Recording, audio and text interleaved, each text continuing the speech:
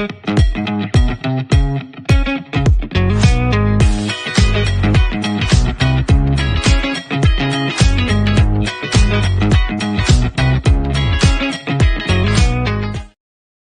evening. Welcome to tonight's Fan Zone show. My name's Phil. If you're watching this live, don't forget you can get all your views in, all your comments in, and we can chat about yesterday's game.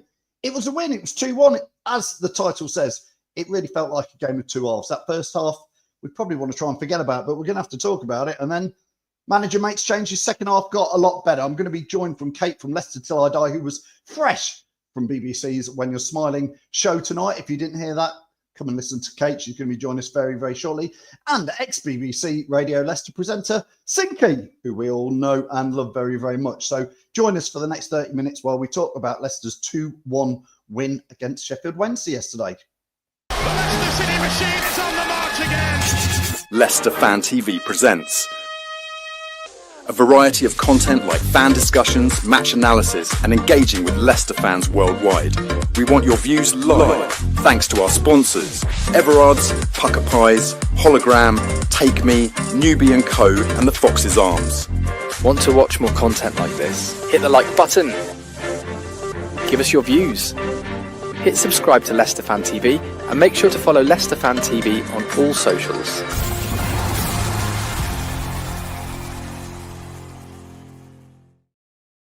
If you're watching this live, don't forget, get your comments in and we'll get as many on screen as possible with Kate and Sinky. Thanks ever to Pucker Pies, and follow us at Leicester Fan TV wherever you're at. Let's get a few little comments in here. Craig, good evening to you. Hope you're well. Andy, did you go to the game yesterday? What did you think of it?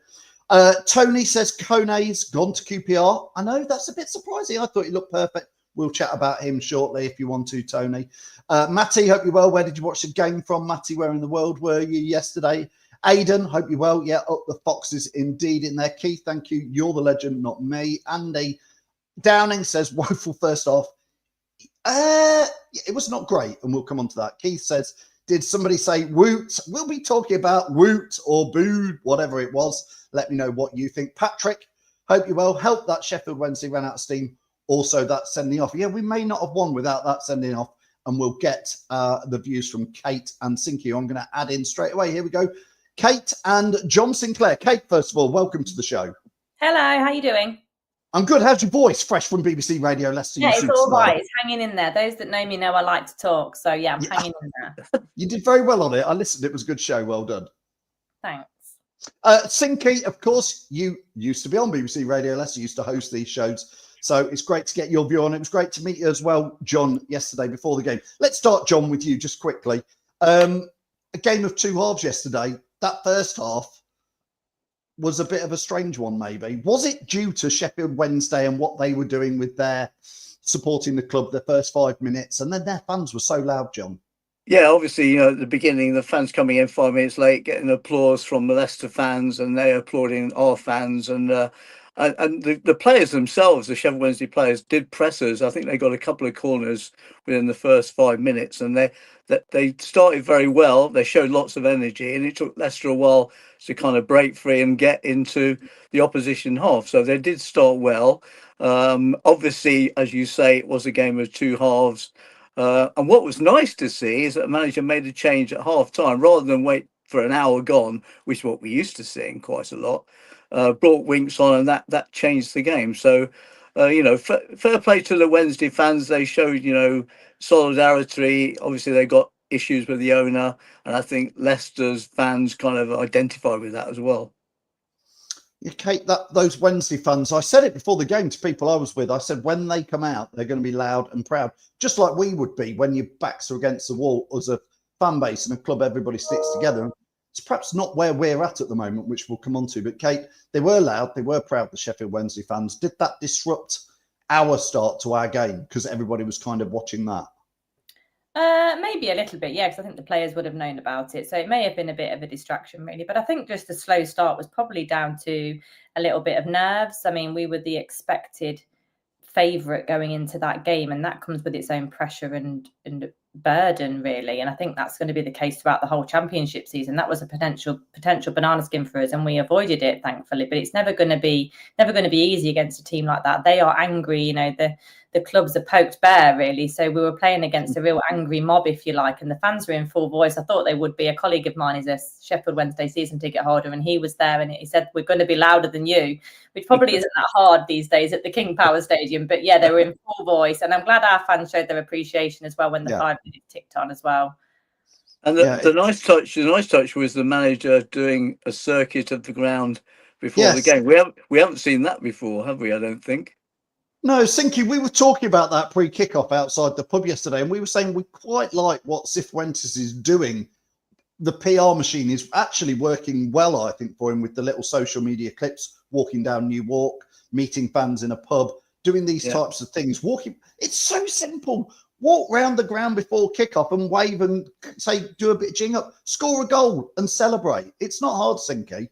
No. But it was very nice to see. And I think, like you say, he's making the fans appreciate him before kickoff. Obviously, getting the winner of his belt really helps because I think we're all dreading not winning the game, but it came good in the end. On 2 unlikely goal scorers, maybe. Kate Fox is here on YouTube, says first half was atrocious. I can't quite go that far, but it wasn't great. Skip, non-existent. Thomas Meg twice leading up to the goal.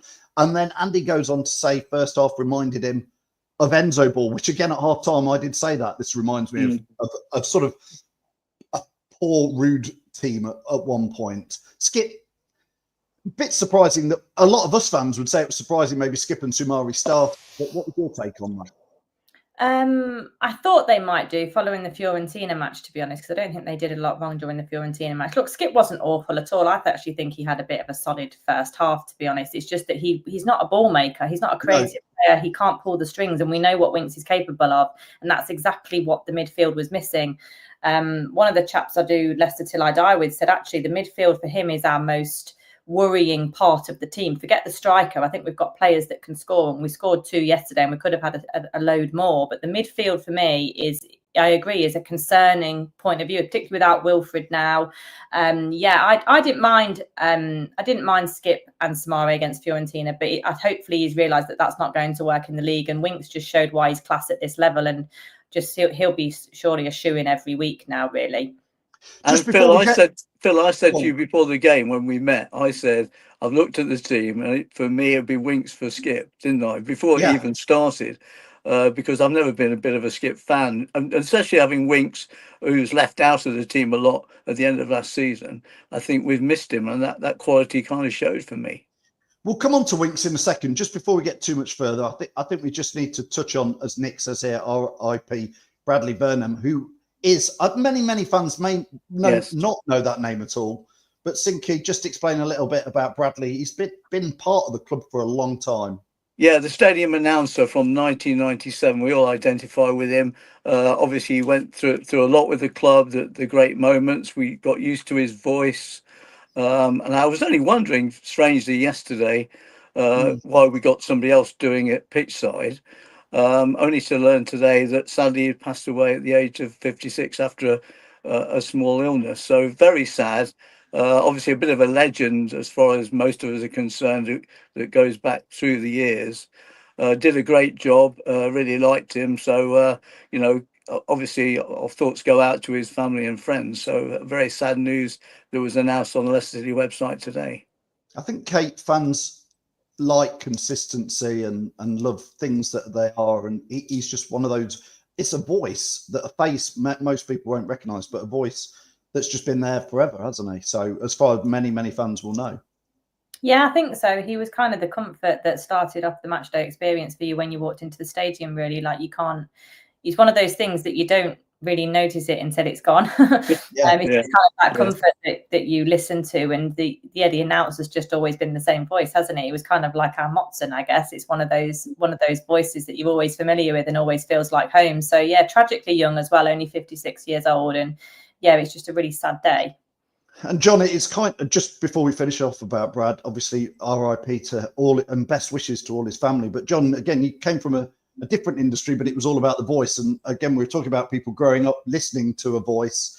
That it's almost like your Doctor Who, isn't it? It's you associate with that voice is Radio Leicester. For many people now, it's Owen doing a fantastic job on Radio Leicester. Back in the, like you say, the 90s, 2000s, John, it was you. But so Bradley will be really missed, that voice. Yeah, and I think probably the club will do something to pay tribute to him at the next home game. I wouldn't be too surprised if they did that, because I think the fans would like to show their appreciation if that happens. Yeah, indeed. Anyway, hate to, but we'll move back onto the football. And here's Kate. I'm going to ask you a bit about this, Kate, and I don't want to put you on the spot, but the Sheffield Wednesday fans backs against the wall yesterday were clearly we're all together.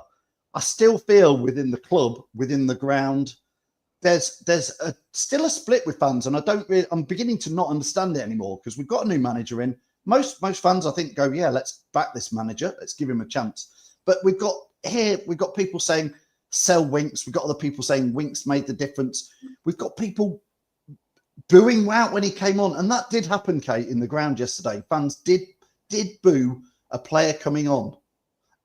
Yeah, they did. I don't really understand the logic in it, to be honest. I don't think, not because I don't agree. I just think there's ways to go about your business, really, in every walk of life. And I don't know what chanting against Woot or booing against Woot and then chanting against Woodkin, what you expect to happen. That's not going to have, in the King power, a positive influence on the pitch to those players. So what would you think? You've asked the question about, did the Sheffield Wednesday thing distract the players? Actually, the 5 minutes in Woodkin chant also distracted the players. When you go down and you've been chanting those chants, don't think that you're innocent in all of this, quite frankly, because if you really want your team to do well, that's how you show it. You show, whilst the game is in play, in my opinion, that's how you show your support. It doesn't mean that you have to believe that people are doing great jobs or whatever, but what do you expect to happen?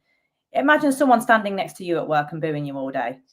What would that do to you? Would you have a better day or would you have a worse day in your job? Like, it doesn't make any sense to me. I mean, Kate, I think the other factor is, a new manager comes in, he looks at all the players, he's fresh to all of them. He's probably going to give them all an equal chance to show what they can do, regardless of what happened last season or the season before.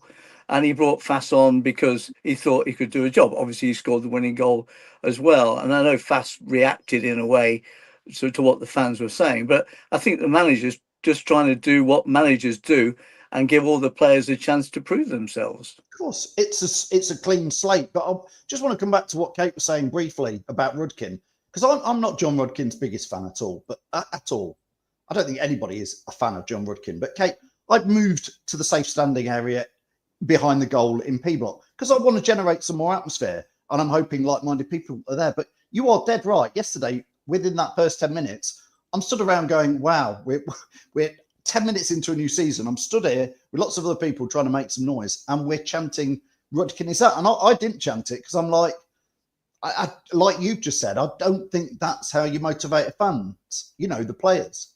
No, not at all. And I've just seen a comment there, like the opposite of doing that is not a happy clapper. I can tell you now, I'm not happy, mate. I'm not happy at the last 3 years that the seasons have gone at all.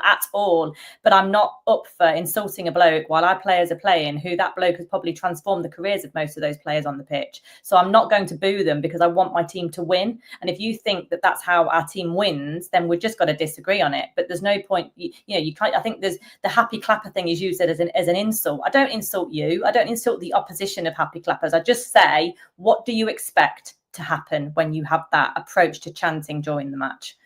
I agree. Keith says here, it was boos in SK1 and SK2, probably the same fans who booed the team off at half time. I'm sorry, but our fan base can be a disgrace. John, I do want to talk to you. I want to be positive. We're going to get positive. But John, at half time, again, apart from the Rudkin out chance, I sort of got forgotten about that by half time. But that first half wasn't great. But I've never been to a game before where it's the first game of the season, I don't think, and at half time, sure, you're 1-0 down. But there was a reasonable amount of boos when the players went off at half time. The manager's first game, patience. It was very sad to hear it as well, actually. It's embarrassing. I would never boo because you're there to support the club, aren't you? Yeah, it was disappointing. They went 1-0 up, a deflected goal off Skip, as we know. But really, I think 15-minute break. Hopefully, then people got their act together, and we showed what we can do in a better way in the second half. But I've never been a fan of booing for any reason whatsoever. But some fans need to kind of vent their spleen, I guess, and I suppose you've got to kind of respect it, but disagree with it. Yeah, okay. I mean, look, let's swing it on to positivity. I actually thought, like I say, Sheff Wednesday was never my first sort of choice as a manager for Leicester because I knew nothing about him, I'll be honest. But I am liking more and more that I see of him, and I liked him in yesterday's game. We put out a poll who was man of the match. Was it Fatua, Ayew, Winks, whoever? I almost thought actually man of the match for me was the manager because he made positive changes at half time.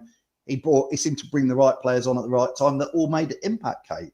What was your thoughts on Sheff Wednesday? I think so. It was nice to see a proactive approach to the game, whereas I feel like, I said this on Radio Leicester a minute ago, I feel like the last few managers have been given an instruction manual for Leicester City that says, make a substitution at 60 minutes. Come what may, that substitution. Yeah. It was your instruction, and that's what you must do. Whereas seeing Winks come on at half time, he knew it wasn't working and he knew he wanted something different. And he knew he had to move the ball around quicker to the quick wingers, which Skip just wasn't able to do yesterday. So it was nice to see someone being proactive rather than reactive, and also not just doing things for the sake of showing that you're doing something. It was actually with purpose why he did stuff. So yeah, I don't disagree with that Sheff Wednesday was the man of the match. I like what the guy's about. He seems a breath of fresh air. And I think he's given people a fair chance, and that includes the likes of Wout. You know, you do want players all treated fairly, but we've just got to see how it goes. But yeah, he did really well. He seemed to win over the fans a lot. You know, seeing his reaction when we scored the goal yesterday was great. I love a manager that celebrates. He reminds me of Martin O'Neill like that with his white sneakers on. I remember that. Yeah, so it's just been quite refreshing. He seems a really nice bloke, plenty of humility, which I think is important as well. And yeah, just nice to see. And it was a really tough game yesterday, really tough game. You know, we were expected to win, and that weighs heavy. So I'm glad for Marty that we got it over the line, really, and hopefully the fans will warm to him quickly as well. Yeah, indeed. Just a couple of comments before we move to you, Sinky. Chris says, "Go woke, bro, go broke. The fans can pay their money; they can brief they like." Chris, of course you can. You can do what you like. I'm just saying, you know, the reality. Saying, what do you expect to happen? Yeah. It's a good thing to come off the back of a boo, or a bad thing to come off the back of a boo. I'm not pro Rudkin at all. But there's just a time and a place, in my view. Yeah, first game of the season for me is one where we need to start positive, and we need to, you know, I mean, these are the same fans who gave a manager last year 11 games and said that's enough. But this year we've given a manager 45 minutes and started booing it. Just seems straight to me. There's also players out there like Luke Thomas, Luke Thomas had a decent game yesterday, but a lot of Leicester fans had written him off maybe 12 months ago. So it does show you a new manager comes in, clean slate. I know Luke Thomas was playing last year, so I'm not saying it's Sheff Wednesday, but he's got to go through some of these players and have a look, John.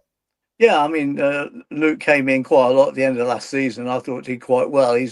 He likes to get forward. He likes to link up. He's got a decent throw-in on him as well. So, yeah, I mean, I was quite happy to see him in the starting lineup.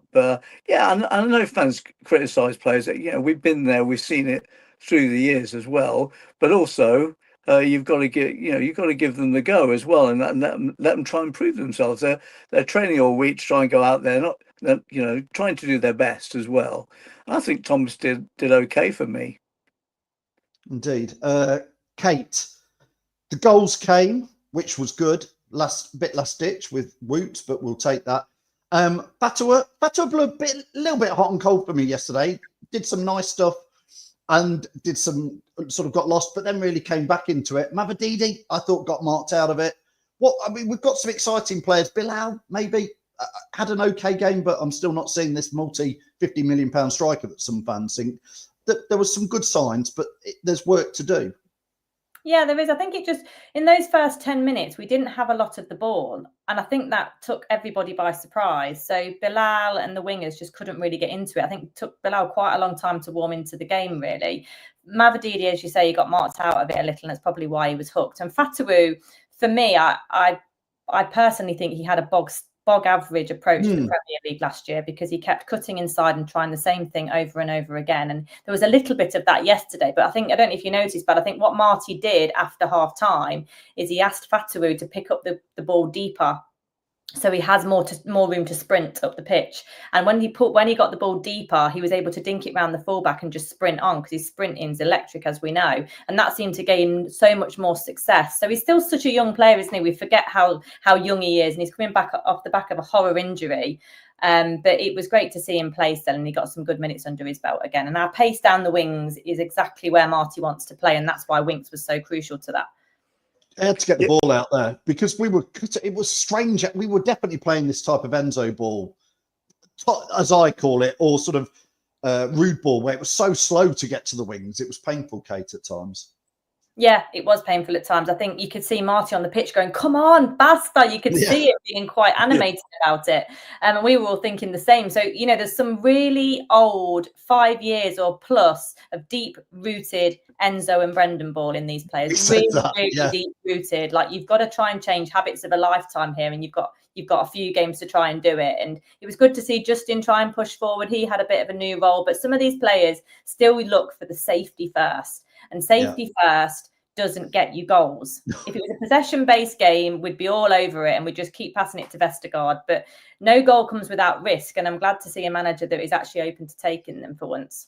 And John, he likes to change the wingers, doesn't he? Obviously, we often see McGee and Monga come on towards the end of a game just to freshen things up and give the attack a bit of a different look. And obviously, Knuth could get further forward. Once Winks came on, Knuth could get a bit further forward as well and have more of an impact on the game and help with the goals, which I think he did as well. So, yeah, there are those changes that are there, which is a nice thing to have. John, I just want to come back to you here. Keith talks here about Ayew, thought he was really good. And I would totally agree with that. The second half, again, talk about Ayew was sort of splits the fan base a bit last year. I was one saying, I see what he does a job. But this year, it looks like he can certainly handle the Championship. And I thought he came back, collected the ball at one point in the second half, right deep in our half, went all the way down the wing, put a lovely ball in. I thought he had a great performance, and he was voted our man of the match on Twitter yesterday. Yeah, he keeps the ball very well, beat some players, hang on to the ball, like you say, got passes in, had a few shots at goal. Their goalkeeper, we have to say, had a good game as well to keep all of them out. But yeah, I was impressed with him. I thought he held the ball up well, did help Leicester get forward. So it's a strong start from him, I think. And as you say, I think not too surprised he was man of the match, because I thought he did a really good job up there. We just need to go and score a few now. I'm sure he will. I don't know why he was taking corners and free kicks. He's the guy who's meant to be the penalty box. That to me, I'm like, Martin, what are you doing? Yeah, I thought exactly the same. When I saw him the corner flag, I was like, what is going on here? They weren't even great corners.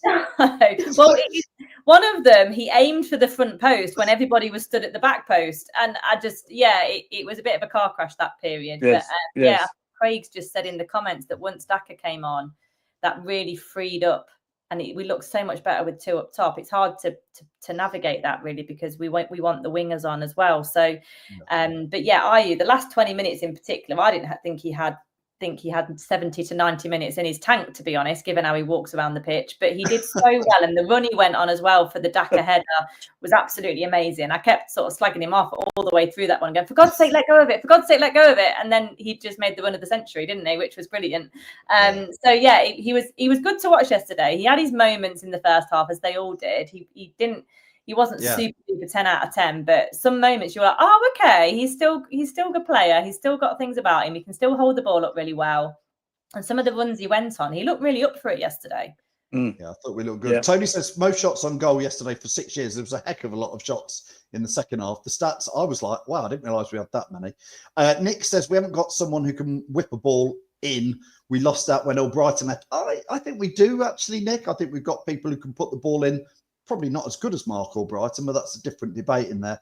John, I want to just talk to you and then Kate about transfers, because the window's still wide open. So again, we always say this time next week could be very, very different. And in fact, from last Monday, we have lost Mads Hermansen.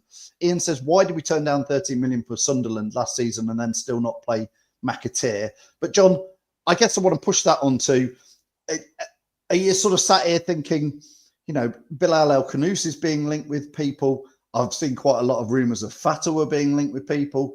Harry Winks, Harry Winks been linked as well. He's on his last year, isn't he? Vultures circling. Yeah, to some extent. I mean, obviously we all read about these potential transfers. I mean, it's a wait and see game, isn't it? I think with some money having already come in, I think Leicester fans are more interested in who they might sign. You mentioned earlier that one particular striker we were linked with looks like he's going to QPR. So this is always a time when you're kind of holding your breath, wondering what's going to happen. But certainly, bringing in another striker, I think, is key. And I think the manager will be focusing very much on that. And we talked about the midfield area. So if are we going to lose a couple of strong midfielders, having to replace them? As we mentioned, Ndidi's already gone. So there's a lot of work to do between now and the end of the month. And I think everybody's kind of keen to see what will happen. Obviously, we keep reading speculations about this and that, but until we see the proof of the pudding, it's hard to assess how the season might pan out. Tony says here, we sell Bilal and Abdul, then the season's over. Kate, Bilal's release clause is rumoured. I thought it was about 22 million. We were reading today. It might be up to 30 million, which I would say 30 million for El Kanous, based on what I've seen, is probably fair money. And teams like Newcastle, if they sell Isaac, will have lots of money. Are you worried about losing Bilal and Abdul, or both? Who would be the bigger loss, or what's your thoughts on? I guess they're the two biggest pair that we'd be talking about. I know Winks as well. I suppose the biggest loss would probably be Bilal, because we know what he brings to this current team, whereas we're yet to properly see that with Fatawu. We know what skills he's got in his locker, but in terms of how he properly integrates himself is yet to be seen. I think 30 million is fair value. I've had comments from people today about that he's worth nearer 40, but I don't get it. He's not a Barnes. He's not a Maddison. He is not proven in the Premier League. He got 2 goals and 3 assists in 38 games. That is no way near what you need to be to warrant a £40 million price tag. But that said, he showed how much potential he's got. He's amazing to watch on the ball. He glides through players at times, and he's a real young, hot prospect. But that only has a certain ceiling with the price tag for me. Fatawu, I don't think we'll have had our money back from him yet. So if someone comes in for big money, I would say take it. I think we've got quite a lot of youngsters coming through. We've got a lot of fringe players that would fit that mold. But I don't worry about it too much, because you can't control what you can't control. And we always find a way. We worried about Mahrez leaving, or other players like that, and we always find a way. We worried about Kante leaving, and we got Wilf. You can't always look at the negatives of it. You've got to think you just play with what you've got, and we've got some hot youngsters, the best youngsters I can remember for probably a generation. Really, Seagrave is looking like it's finally bearing some fruit. Finally. Finally. Yeah. I mean, I guess Seagrave's been open just over 5 years now. But we've had the academy system running for many, many years. John, I slightly disagree with Kate. I think Fatawu would be the bigger loss, because I'm a Bilal El Kanous fan to a certain level, but I'm a bit of a not quite seen it yet to believe that he's the real deal. So Fatawu, I kind of I'd certainly be disappointed for Fatawu going, because I still think after missing quite a lot of last season, we've got to see how it pans out for him. And clubs might be a bit nervous the fact that he's come back from a big injury. So personally, I'd like to see him stay for the season, because I think he could really help Leicester going forward. Kate Kone, who's reportedly going to QPR, if he would have gone to QPR, he definitely would have come to Leicester, is my logic, based on who we are. But I actually thought he looked the right sort of player. Young, scored lots of goals in League One, ambitious, 4 to 6 million quid. Striker, there's a big gap there. I was slightly disappointed to see I would be given the number 9 shirt, to be fair, because I'd have rather seen a new person have it. What do you think, we've missed one there? Or do you think there's a bigger plan? Or is this back to the Rudkin doesn't know what he's doing? I don't even know. I don't think anybody knows. It's disappointing to see that he's gone to QPR if we were in the mix, or if we really wanted him. Because we could have easily persuaded a guy like that to come to us. He's young. He's looking for his next big project, that he can prove himself as a player. And I would say that Leicester's probably the better bet over QPR. So it's an interesting one, that, isn't it? But you never know what goes into the mix with these things. It could be family reasons, could be the wages. You just don't know what goes into the mix really with this kind of thing. But yeah, he seemed to be the name of the week last week. So it's a strange one that curveball has come out of nowhere, really. John, just very quickly, I'm going to ask you both about Huddersfield on Wednesday, the Carabao Cup. We set most seasons, whether we're in the Premier League fighting relegation, challenging for Europe, back down in the Championship. But is this a season we should care about the the League Cup as it was. Again, we come from an era where it was the only thing we could ever win. But, yeah, that's right. I've done a few finals, but Huddersfield, well, 2 wins out of 2, top of League One, not conceded any goals yet. So they'll go into it thinking, let's have a bit of fun. Let's try and beat Leicester. So I don't think it's going to be the easiest of games, but like you say, get through the 3 opening rounds, and who knows what might happen. But I think it will be an interesting game against them on Wednesday night. Kate, you're expecting wholesale changes? Yeah, I think so, because, we've seen what Seagrave can produce, but we haven't seen Seagrave's ability for the transition of playing boys football to then playing men's football. So this is the perfect kind of platform to do that, by giving the youngsters a run in the cup, really, and seeing what they're about and playing against a decent championship outfit. So I would like to see a lot of changes, particularly those fringe players like your Mongers, like your Cases, like your Ben Nelsons, those guys coming in. Even Will Alves, his name seems to have dropped off the radar a little bit and is being superseded all of a sudden by other names, which is interesting. So, we need to see what these kids are made of. And the only way you can do that is by playing them against real life men, men's opposition rather than under 23s and stuff. So we have to do that to be able to make the transition, really. Yeah, indeed. Here, let's just the last comment here for you both, just to think of, just coming back to the Sheffield Wednesday game. Nat says, as a Wednesday fan, I'd like to say thank you for your support on Sunday and good luck this season. John, again, nobody wants to see a club like Sheffield Wednesday, one of the big old clubs. Again, going back to the 80s and 90s, Sheffield Wednesday in my books was always what would be a Premier League big side. Nobody wants to see them go through this. No, indeed. And Hillsborough itself, obviously, they've got a condemned stand there as well at the moment. So it's very sad. We obviously went there. We beat Middlesbrough in the cup there in the replay. Always like going to that ground. Let's hope the club, they get it sorted. The sale goes through and somebody else comes in. That's what their fans want. And I think a lot of us would hope for the best there. Indeed, Kate. I think you'd echo that. And maybe it makes some Leicester fans, they should realise that things aren't as bad as they think they are. Yeah, I mean, I was speaking to my Sheff Wednesday colleague today, and I said, there's a lot of hatred towards Rudkin amongst the fans, rightly or wrongly or whatever. And he was like, well, at least you've got a director of football. Yeah. Good point. That was his response. I would not swap places with them in a heartbeat. Imagine not knowing, like this time last week, if your doors were going to open for the season. Imagine not being able to open a stand in the King Power. I'm not saying that you always have to look at that side of the coin every time, but sometimes it's just a bit of a reality check. And Wednesday are a really old club with one of the original grounds, and it's just really, really disgraceful, really, what's happened then. It's so sad, and I really hope they come through it and they can get a new owner as soon as possible, or some decent investment as well. Indeed. Aggie says, remember going Hillsborough and Steve Moran, that's a name I've not heard in years. Aggie's always there. Steve Moran, you remember him, don't you, Sinky? Yeah, that's going back. A little striker, that is. That's going back a while. Yeah. Going a long way. Right, we could talk for ages, but we'll leave it there. Thanks, everybody, for all your views and all your comments. Thanks to Kate from Leicester Till I Die and BBC Radio Leicester and all over the place. It's been great to have you on here. Thanks for giving us your time. Thanks. We'll get you on lots more this season.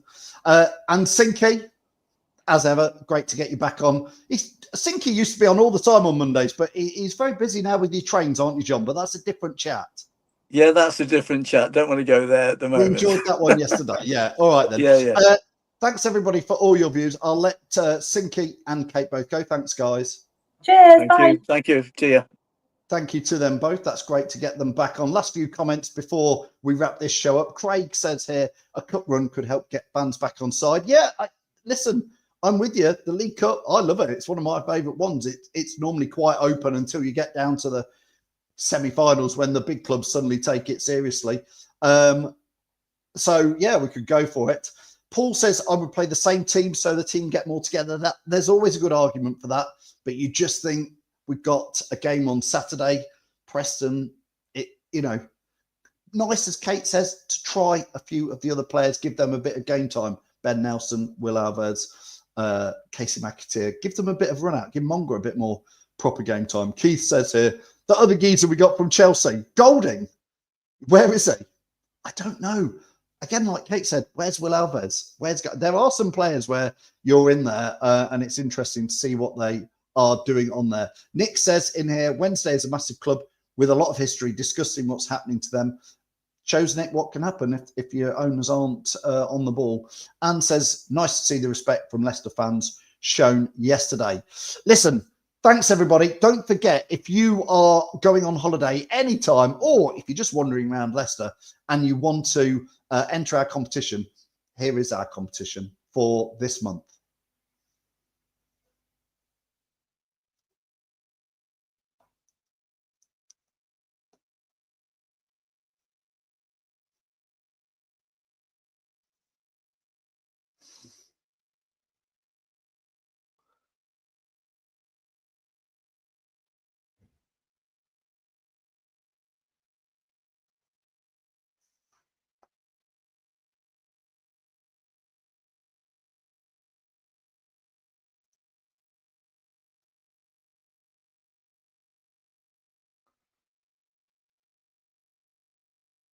Still got no sound on it. You know who I'm blaming? Mr. Reedy. You wait till I see him in the morning. But don't forget, you can enter. All you have to do is send us your photos of you on holiday. Doesn't matter where you are. You can do it in Leicester, but we've got a season's worth of Pucker Pies to give away. So make sure you enter that. Thanks to everybody from Pucker Pies for helping us do the shows as well. So it's Huddersfield on Wednesday. It is Preston on Saturday. And don't forget, we've got lots of content coming out of Leicester Fan TV this week. We've got the Foxes Focus on Thursday. We've got tactics talks building up to both the Cup game and Saturday's game. We've got match reviews after the game. We've got the aftermath, which will actually be an aftermath after the game on Sunday at 9:30. So make sure you join us wherever you are. If you can like and share the content, and if you want to subscribe, it's all free. We love doing it with you. Thanks for all your views and all your comments tonight. I'll see you at the next one. Cheers. The Leicester City machine is on the march again. Leicester Fan TV presents a variety of content like fan discussions, match analysis, and engaging with Leicester fans worldwide. We want your views live, thanks to our sponsors, Everard's, Pucker Pies, Hologram, Take Me, Newbie & Co, and the Foxes Arms. Want to watch more content like this? Hit the like button. Give us your views. Hit subscribe to Leicester Fan TV and make sure to follow Leicester Fan TV on all socials.